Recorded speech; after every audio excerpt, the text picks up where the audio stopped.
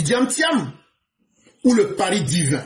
7 jours pour libérer la Côte d'Ivoire. L'intervention de Tidiam Thiam à Paris, devant une poignée de militants déjà conquis, illustre la dérive du discours politique vers la performance mystique. En invoquant le récit de la création pour promettre la libération entre guillemets de la Côte d'Ivoire en 7 jours, Tidiam Thiam semble vouloir ajouter au chapitre inédit aux Écritures. Le ton est solennel, les propos messianiques, mais la référence biblique chancelle. Et donc voilà quelqu'un, pour atteindre sa seule besogne et ses objectifs les plus bas, se met aujourd'hui devant des foules. Il prépare une scène pour annoncer le chaos en Côte d'Ivoire. Et pour mieux convaincre ses partisans, il les met dans un contexte où il prend une posture de divinité pour dire « Je me mets à la place de Dieu pour décider de ce qui est bon pour vous. Et le salut, c'est entre mes mains et c'est moi qui vais vous accorder le salut. » On rentre dans de la mystification et dans du mysticisme. On ne parle plus de politique. On fait simplement dans du syncrétisme mystique de mauvaise aloi. Parce qu'on veut convaincre par tous les moyens. Même si on doit escroquer le bon Dieu lui-même pour convaincre les plus idiots. Tidiam Thiam utilise aujourd'hui cette supercherie. Il se donne le temps d'un homme qui est en train de parler de façon solennelle. Un homme, ce qui lui manquait, c'était un sultan ou un boubou pour dire qu'il était devenu un imam ou un guide religieux. Tout ça pour tromper les gens. Mais nous allons vous expliquer cette escroquerie morale en 6 points, afin que tout doute soit levé. Le premier niveau de cette escroquerie morale, exercée par Tidiam Thiam, c'est quand la théologie devient un marketing politique. Au nom de quelle religion Tidiam Thiam venait-il à mentir sur le bon Dieu lui-même? Je pose bien la question, parce que il nous dira que c'est dans la Bible. Mais le Dieu de la Bible n'a pas créé la terre et les cieux en 10 jours, en 7 jours. Le Dieu de la Bible, tout comme le Dieu du Coran, et le Dieu des Juifs, et le Dieu des Africains, n'a jamais dit, et nous mettons ce faux théologien de venir nous prouver c'est quel Dieu il adore. N'est-il pas un adepte du Satan qui veut se déguiser en peau d'agneau pour faire croire ce que Dieu lui-même n'a pas fait? On avait tout vu avec Tidiam Thiam, mais on n'avait pas encore vu un homme politique accuser le bon Dieu lui-même de ce qu'il n'a pas fait. Parce que dans les Écritures saintes, que vous soyez musulmans, chrétiens, sabiens ou africains, si vous prenez la Bible, on dit que Dieu a créé la terre en 6 jours et il s'est reposé le 7e jour. Donc de quel Dieu Tidiam Thiam nous parle? Si ce n'est ni le Dieu de la Bible, ni le Dieu du Coran, ni le Dieu des Juifs, ni le Dieu des Africains, Tidiam Thiam nous parle simplement du Satan. Tidiam Thiam nous parle de Baphomet. Tidiam Thiam nous parle d'Azazel. Tidiam Thiam nous parle d'Asmodée. Tidiam Thiam nous parle de ce qu'on appelle chez les musulmans Al-Shaytan. Voilà de quoi Tidiam Thiam est en train de vous parler. Et donc, même en voulant faire de l'escroquerie politique, vous voyez que Tidiam Thiam a eu le concours international de pouvoir mentir sur le bon Dieu lui-même. C'est que Dieu même n'a pas encore réalisé la Tidiam Thiam aujourd'hui a pu lui coller ce mensonge-là. Tidiam Thiam avait menti sur son propre père, que son père a commis l'adultère pour accoucher leur sœur Annabelle. Tidiam Thiam a menti sur Félix Houphouët-Boigny que c'était un alcoolique chronique. Tidiam Thiam ne s'est pas privé pour toujours mentir sur les Ivoiriens partout où il est passé. Mais Tidiam Thiam vient de dépasser toutes les limites de l'entendement humain. Le premier être humain à avoir menti sur le bon Dieu s'appelle Tidiam Cheikh, alias Daniel. Parce que le Dieu dont il parle, le Dieu de la Bible même est étonné. Le Dieu du Coran est étonné. Le Dieu de nous les Africains est étonné. Le Dieu des Juifs est étonné. Donc il ne peut que nous parler du Satan.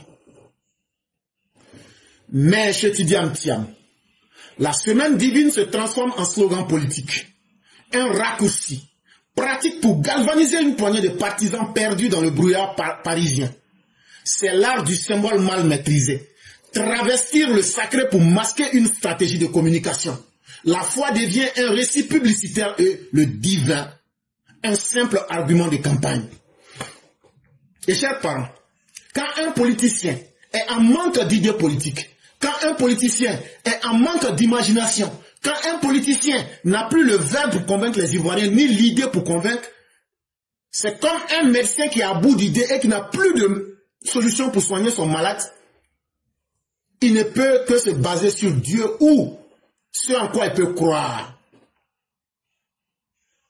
Et aujourd'hui, Tidiane Thiam, ayant perdu tous ses repères, lui qu'on considérait comme supposément un des hommes les plus intelligents, se retrouve complètement perdu, au point aujourd'hui qu'il invoque un faux Dieu pour mettre ses partisans dans le brouhaha. Il utilise très mal un symbole que lui-même ne maîtrise pas pour travestir ce qui est sacré afin de masquer toutes ces incompétences humaines, politiques et intellectuelles. Mais comme il sait qu'il y a des gens qui sont suffisamment bêtes dans cette vie, et même ces personnes, quand tu vas venir leur raconter une histoire, elles vont avaler. Il a utilisé ça comme une stratégie de communication. Il a utilisé son soi-disant Dieu pour en faire un récit de publicité, pour essayer de valider dans leur tête que vous pouvez aller mourir gratuitement, même si c'est un faux Dieu.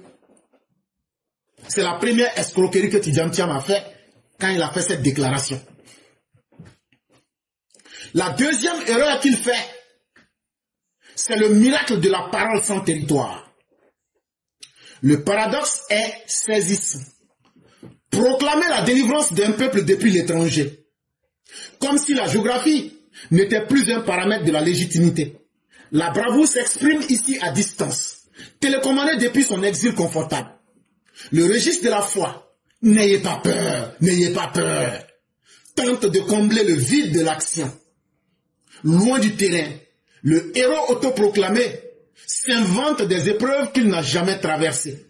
La Côte d'Ivoire devient ainsi le théâtre imaginaire où il joue un rôle de libérateur sans péril. Tidiane Thiam pense que la Côte d'Ivoire, c'est un jeu vidéo. C'est-à-dire, quand tu es sur un jeu vidéo, de toutes les façons, c'est toi qui es le héros. Parce que c'est toi qui décides là. Si tu vois que tu ne gagnes pas là, tu peux éteindre. Tu es là, piou, piou, piou, piou, piou. Si tu vois que les bandits de jeux vidéo sont en train de te gagner là, qu'est-ce que tu fais? Tu éteins. Quand tu éteins là, c'est pas fini. Tidiane Thiam là, tellement c'est un enfant gâté là, tellement c'est un enfant pourri là, tellement c'est un enfant mal élevé là. Il pense que la Côte d'Ivoire là, c'est jeux vidéo. Lui, il va rester à Paris. Et maintenant, il va appuyer les manettes. Et puis, à distance maintenant, il va télécommander les gens. Et puis, maintenant, les Ivoiriens vont être maintenant les acteurs de jeux vidéo pour lui. Et lui, il va rester là pour télécommander. Et tout ce qu'il fait maintenant, la télécommande qu'il a là, c'est écrit, il y a un bouton, n'ayez pas peur. Chaque fois qu'il appuie sur le bouton, n'ayez pas peur là. Tu vois aussi les gens se mettre dedans.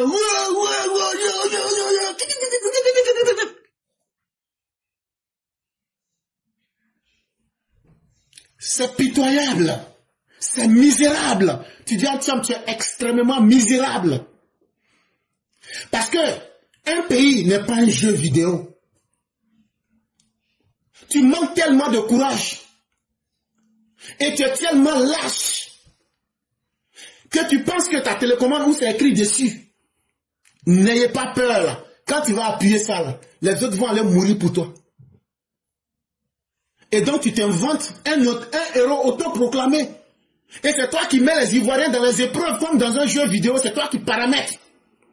Mais toi-même tu n'as jamais été capable de venir te mettre dans la scène. Un lâche qui veut devenir un révolutionnaire à distance. Tidiane Thiam, tu es un lâche qui veut devenir un révolutionnaire. Sinon, Che Guevara là, il est descendu sur le terrain. France Fanon, il a laissé Paris où tu es là pour aller en Algérie. Tous les vrais combattants là, ils laissent le luxe et puis ils quittent dans le jeu vidéo pour venir sur le terrain. Mais il n'y a pas un plus gros lâche et un indigne qu'on n'a jamais vu comme toi, Tidjam Thiam. Tu es la honte de ta famille. Et tu es la honte même de ceux qui se proclameraient être des intellectuels africains. Et c'est la deuxième leçon que nous devons retenir de cela. La troisième leçon qu'il faut retenir des propos et de l'attitude de Tidjam Thiam, c'est la genèse à la gesticulation symbolique. La référence aux 7 jours divins, censé donner une porte cosmique à son projet, tient plus de la mise en scène que de la révélation. Là où Dieu créa l'univers du néant, Tidjam Thiam tente de créer le tumulte depuis le confort. Transformons la politique en prétexte messianique pour s'inventer un destin de libérateur. Tidjam Thiam, en 1963, là, ton père Amadou Thiam, qui t'a donné les gènes et qui a mis les gènes de putschiste dans ton corps là, parce que lui-même il a fait un coup d'état et puis il a échoué là, et puis il faut la chasser là, et puis il est mort en exil là. On dit tel père, tel fils. Tu ne seras que l'image de ton père, un indigne qui a reçu toutes les aides de la Côte d'Ivoire, un Sénégalais qui a quitté Dagana en pleine journée avec un baluchon et une grosse tapette. Nous l'avons accepté, nous l'avons blanchi, nous l'avons nourri. Mais lorsqu'il était rassasié et lorsqu'il s'est senti à l'aise, il n'a eu d'autre choix que de poignarder Félix Houphouët-Boigny dans son dos en 1963. Même Judas Iscario est mieux que ton propre père Amadou Thiam. Donc un serpent ne pouvant accoucher que d'un serpent, c'est totalement normal que toi, le fils du serpent Amadou Thiam, aujourd'hui, se mette dans la posture d'un dévin pour essayer de raconter ses sornettes en faisant penser à une révélation. Si tu étais vraiment un garçon là, faut venir, faut quitter ton confort, faut quitter dans tes fausses idées, parce que la politique là, c'est pas dans les idées. Ce n'est pas en imaginant qu'on veut être un héros qu'on devient un héros, c'est en étant sur le terrain. Mais c'est parce que tu es lâche. Toi, le fils d'un lâche qui s'appelle Amadou Thiam, un lâche qui voulait faire un coup d'état à son bienfaiteur, tu ne fais que copier le comportement de ton père. Vous, les fils d'étrangers que la Côte d'Ivoire a accueillis, vous ne serez jamais reconnaissants à la Côte d'Ivoire.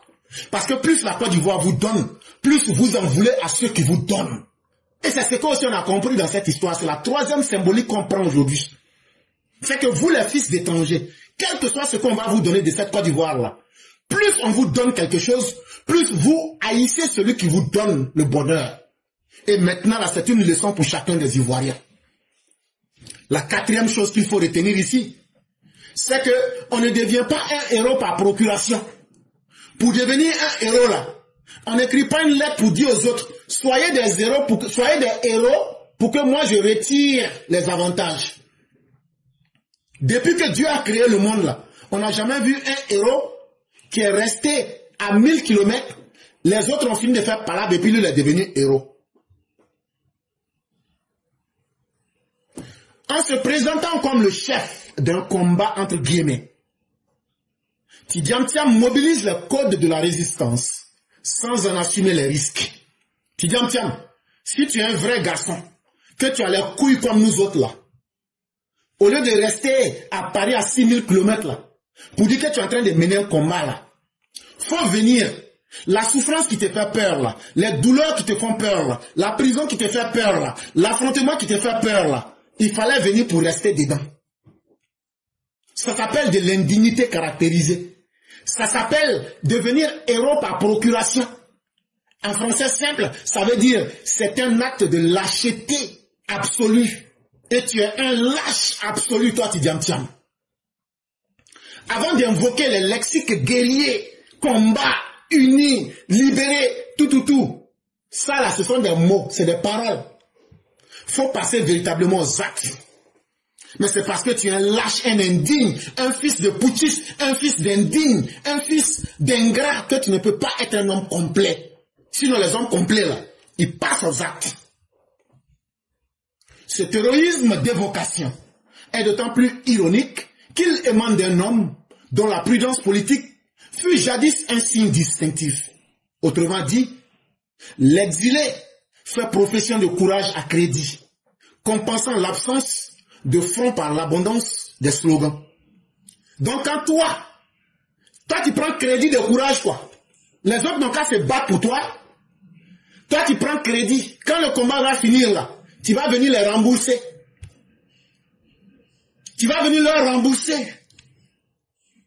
Mais toi-même là, tu restes à distance. Depuis que tu es devenu exilé volontaire, tu es devenu courageux.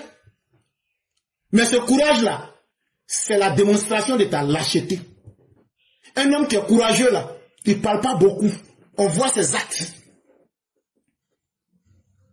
Donc, tu viens de tuer tout crédit au combat que tu es en train de mener. Tu viens de montrer que tu demandes aux Ivoiriens de mener un combat pour quelqu'un qui est lâche. Et il faut être un couillon de la pire espèce pour mener un combat pour un lâche. La 5e leçon que les Ivoiriens vont retenir, c'est le prophète sans désert, la foi hors du réel. La satire atteint son comble lorsqu'on observe le contraste entre le ton mystique du discours et la modestie du public. Bon, tu dis, tiens, tu cherches à faire un combat, c'est très bien. Mais ce combat que tu veux mener là, où sont tes oreilles? On a vu les disciples du prophète Jésus. On a vu les disciples du prophète de l'islam. On a vu les disciples de combien? Mais regarde où tu as commencé ton combat. Avec un parti qui était là depuis 1960. Aujourd'hui là, regarde où tu en es. C'est avec un groupuscule d'individus. Des gens qui sont perdus dans le brouhaha de la capitale française. À peine une dizaine. Donc c'est avec ces 10 personnes-là que tu comptes mener. Tu es tellement déçu aujourd'hui de ton parcours que tu ne peux évoquer qu'un photon mystique pour cacher la modestie du public qui était en face de toi. C'est simplement honteux. Quelqu'un qui était avec une machine politique, le PDCI, mais qui se retrouve aujourd'hui, qui lui-même n'est plus convaincu de son public, tellement il n'est plus convaincu de son combat. Il veut maintenant que ce soit Dieu qui vienne faire son combat à sa place. Parce que la réalité, elle était en face de tous. Il n'y avait personne à son meeting, à part peut-être une vingtaine, une dizaine. Est-ce que c'est ça que le PDCI mérite? De la grandeur à l'échec absolu. Quelques dizaines simplement d'auditeurs parisiens.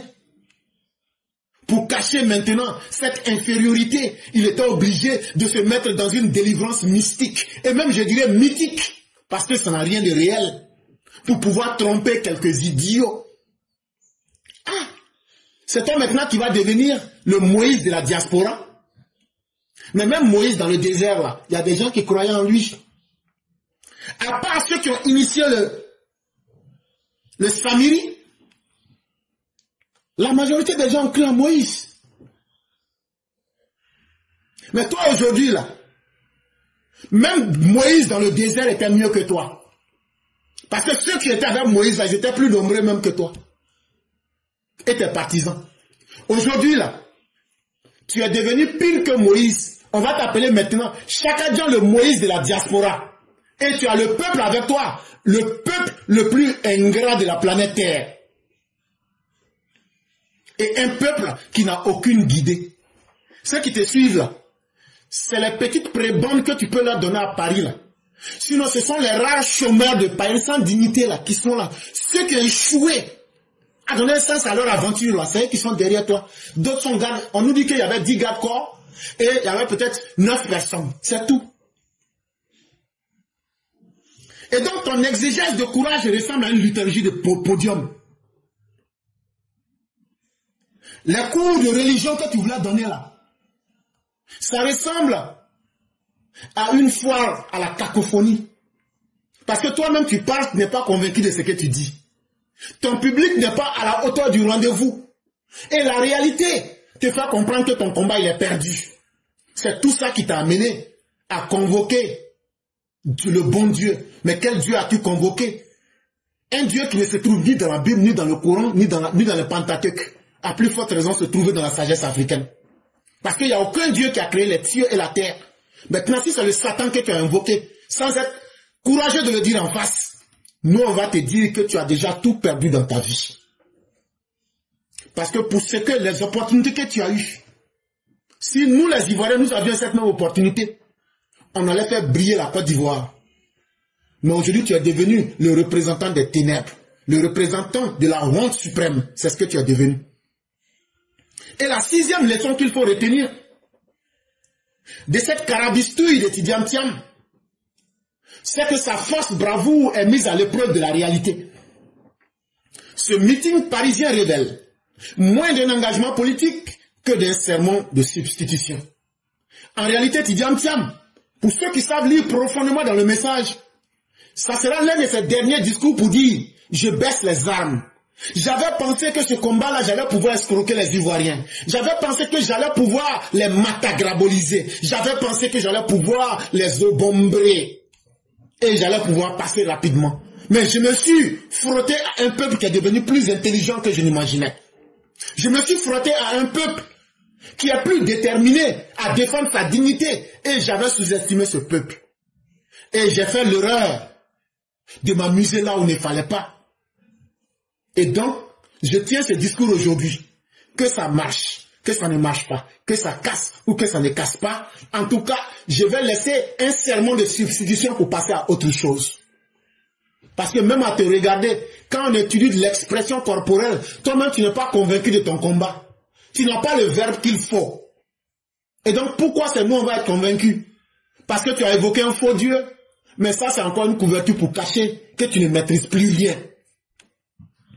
En détournant les Écritures, Tidiane Thiam cherche à façonner la Côte d'Ivoire, mythifiée, où il s'imagine à la fois libérateur et messie de l'insurrection. Ceux qui peuvent soulever, faire insurrection là, il n'y a pas quelqu'un qui peut faire ça plus que Babo. Mais Babo lui-même aujourd'hui là, on lui a coupé toute envie de lancer insurrection. Ça veut dire papa microbe d'insurrection là, c'est Babo. Mais lui-même Babo là, lui dit il faut lancer. Mais Babo lui-même là, il dit si je lance là, ah, c'est pas bon. On lui a coupé l'envie. Donc si c'est au dernier moment que toi tu veux t'improviser en libérateur et en messie de l'insurrection, tu es en train de jouer le mauvais combat. Parce que ceux qui savent faire ça mieux que toi là, on les a maîtrisés. Alassane Ouattara les a maîtrisés. Il s'appelle Laurent Gbagbo. Ils ont fait ça à ton grand-père Houphouët. Les lâches que vous étiez, vous n'avez pas pu le maîtriser. Il a fait ça avec Guéry Robert. Mais quand il a essayé sur Alassane Ouattara là, Alassane Ouattara l'a attrapé, on l'a mis en Guantanamo, il est là. Gbagbo là, il est là. Il ne peut pas bouger. On lui dit qu'il faut lancer insurrection. Papa insurrection, le messie de l'insurrection là, le papa microbe des insurrections. Il ne peut pas lancer. C'est calé dans sa gorge. Donc toi, l'apprenti en insurrection là, tu ne peux pas être plus fort que Laurent Gbagbo. Mais Laurent Gbagbo là, nous actuellement là, on a mis notre pied sur son ventre. Parce que garçon là, quand il rencontre son ami garçon là, il connaît. Pourtant la politique, à la différence de la théologie, ne se juge ni au jour, ni aux prières, mais à la présence sur le terrain. Ton grand-père Félix Houphouët-Boigny disait qu'un homme politique c'est comme un poisson. Si tu enlèves le capitaine hors de l'eau, il n'est plus rien. Et c'est ce qu'on a fait de toi, Tidiane Thiam. Tu n'es absolument plus rien. Tu n'étais rien. Tu as pensé que tu étais arrivé, mais nous les Ivoiriens, on t'a montré que tu n'es rien et on t'a rabaissé plus bas que la terre. Voilà quelqu'un qui n'a aucune sagesse. Voilà quelqu'un qui n'a aucun repère historique. Voilà quelqu'un qui n'a aucune consistance intellectuelle. Voilà quelqu'un qui traîne derrière lui des milliers de scandales. Et qui veut venir s'imposer aux Ivoiriens parce que lui, il a volé l'argent dans les banques, il a volé l'argent des gens partout dans le monde. Lui, il doit venir prendre la Côte d'Ivoire pour payer ses dettes. Et comme les Ivoiriens disent, on ne va pas te donner notre pays, et donc lui, il va tout faire. Tout ce qui est mauvais là, lui, il va essayer pour brûler ce pays. Mais Tidiane Thiam, tu viens de voir notre détermination, tu viens de voir notre capacité à réveiller notre peuple, tu viens de voir que nous les Ivoiriens, nous sommes certes pacifiques, nous sommes gentils, mais nous ne sommes pas des permissifs. Nous ne sommes pas des passoires, et nous n'acceptons pas tout. Tu peux encore rêver de libérer peut-être le Sénégal, mais ça sera depuis les nuages. Ça ne sera pas la Côte d'Ivoire. Et c'est tellement normal, tu n'as pas d'intérêt en Côte d'Ivoire. Et donc là, va libérer d'abord le Sénégal qui souffre économiquement. Pour que tes biens que tu as au Sénégal là, où tu payes les impôts. Il faut aller libérer le Sénégal. Mais la Côte d'Ivoire, tu n'as jamais payé d'impôts. La Côte d'Ivoire, tu t'as tout donné gracieusement. Mieux que les Ivoiriens. Trop, ça n'est de trop. Et nous n'accepterons plus que des fils d'étrangers comme toi, Tidjam Thiam, viennent pour marcher sur le destin des Ivoiriens. Est-ce que le message, il est bon? Ça, c'était pour aujourd'hui. Mesdames et messieurs, venons à la Côte d'Ivoire de la dignité. Vous savez, nous, on n'est pas allé loin à l'école. Hein. Et donc, nous, quand on parle là, on parle de sorte que tout le monde nous entende. Et quand vous m'entendez là, vous savez que c'est la voix d'un homme. Je peux t'aimer, on peut tout faire, mais si tu marches sur mes pieds là, je t'appelle, je te dis, tu vas marcher sur mon pied, après je vais rendre mon coup. Si dans notre amitié là, ça ne va pas évoluer. Mais, comme disait le Christ, si tu me donnes la bonté, je vais me transformer en colombe pour faire de ta vie une lumière. Parce que je préfère être un homme vrai. Et c'est pourquoi quand je parle là, je ne me répète pas. Et je dis ce que je pense. Et ce que je dis là, c'est la voix d'un vrai homme que tu entends. Je ne suis pas sur le terrain. En mai là, ce qui se passe aujourd'hui là, moi je suis allé faire ma part depuis le mois de mai. Tout ce qui se passe en Côte d'Ivoire là, je suis allé faire ma part depuis le mois de mai. Maurice Koudou peut témoigner. Le ministre Mamadou Touré peut témoigner. Kokora peut témoigner. Kokora Ozi peut témoigner. Et bien d'autres personnes peuvent témoigner. Je ne suis pas un lâche. Je ne suis pas un homme sans visage. Chacun joue son rôle là où il faut.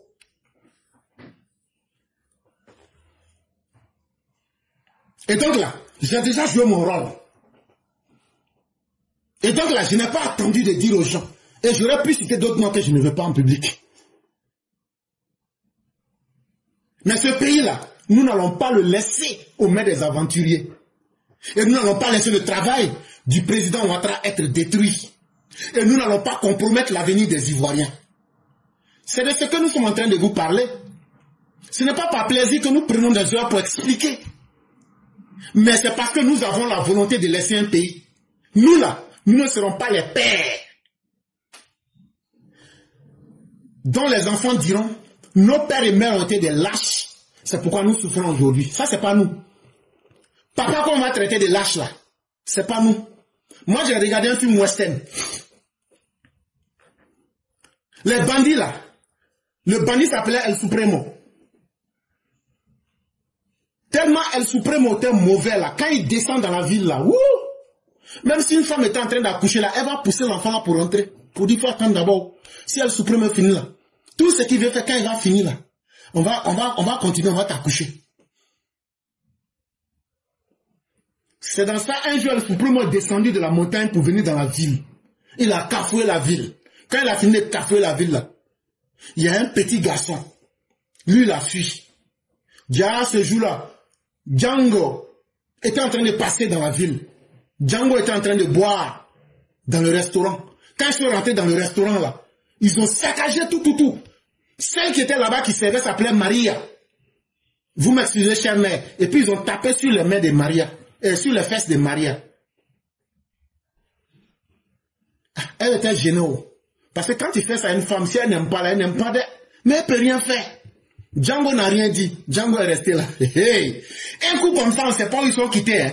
Il y a un qui a chuté la table de Django. L'alcool de Django est versé.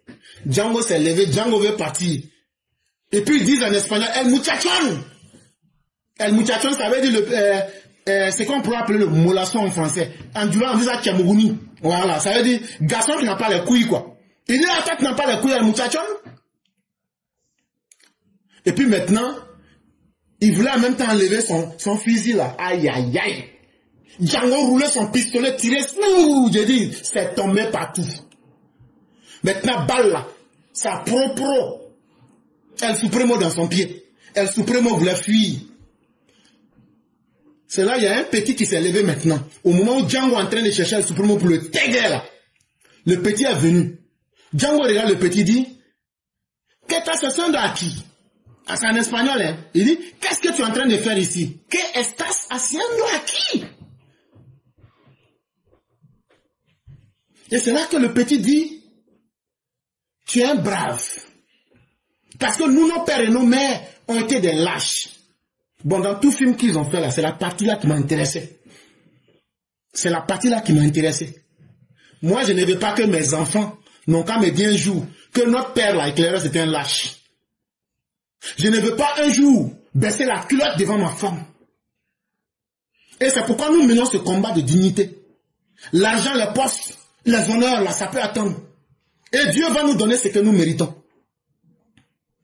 Mais on ne va plus niveler la Côte d'Ivoire vers le bas. Ça, c'est fini. C'est ce combat qu'on est en train de mener aujourd'hui.